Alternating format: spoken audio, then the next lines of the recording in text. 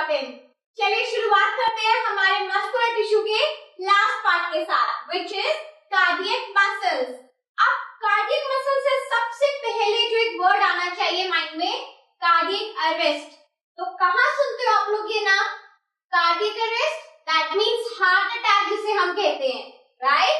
तो यहाँ पर कार्डियक मसल्स का मतलब which is related to heart, ठीक है? तो हम जो मसल्स के बारे में अब पढ़ने जा रहे हैं वो हमारे हार्ट के मसल्स है, ठीक है? ओके, चलिए अब एक बार देखते हैं कि सेल्स इसके किस टाइप के हैं।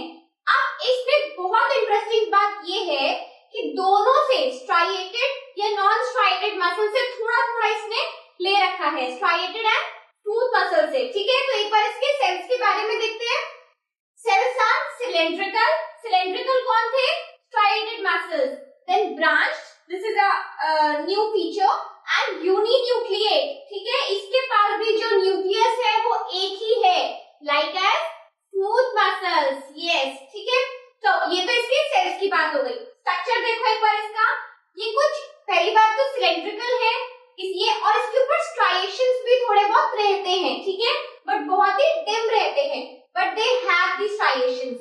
देन ये इस तरीके से एक तो ब्रांच्ड होते हैं और जॉइंट होते हैं कि जब भी ये कॉन्ट्रैक्ट करते हैं सो दे कॉन्ट्रैक्ट साइमल्टेनियसली, मतलब एक साथ ही कॉन्ट्रैक्ट एंड रिलैक्सेशन इनका होता है, ठीक है? चलो अब मेनली इसका फंक्शन क्या है? अब फंक्शन तो हमें अच्छे से पता है, वो जो आप बोलते हो ना पंप हो रहा है, धक धक सुनाई दे रही है, तो बेसिकली वो होता क्या है? हमारे मसल्स का कॉन्ट्रैक्शन एंड रिलैक्सेशन होना, ठीक है?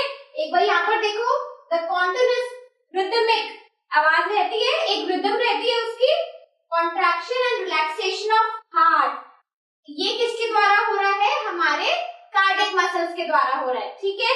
अब मुझे एक बात बताओ, क्या इसमें आपकी चॉइस रहती है कभी भी कि अगर मैं चाह रही हूँ तो पंप हो जा, नहीं चाह रही हूँ तो मत हो? ऐसा कभी नहीं होता ना, हमेशा वो चलता रहता है, क्योंकि हमारी बॉडी को तो हर वक्त अलाइव रहना है ना, राइट? इस वजह से ये मसल्स कौन से होते हैं? इनवॉलेंटरी मसल्स होते हैं, हमारे साथ में नहीं है। तो ये भी किसके सिमिलर हुआ? स्मूथ मसल्स के साथ हुआ, ठीक है?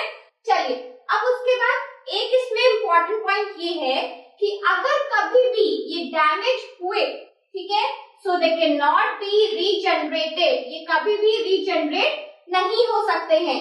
Once damage they can not be regenerated.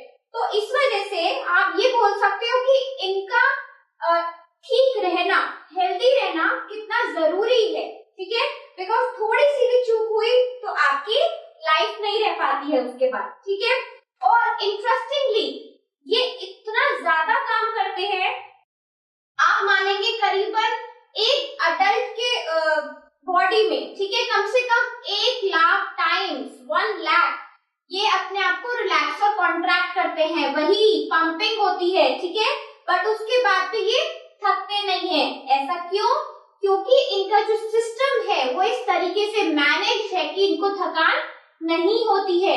That means इनका रिलैक्सेशन टाइम कॉन्ट्रैक्शन से ज्यादा है, तभी ये पूरे दिन एफिशिएंटली काम कर पाते हैं, ठीक है? So this is all about your cardiac arrest, sorry cardiac muscle.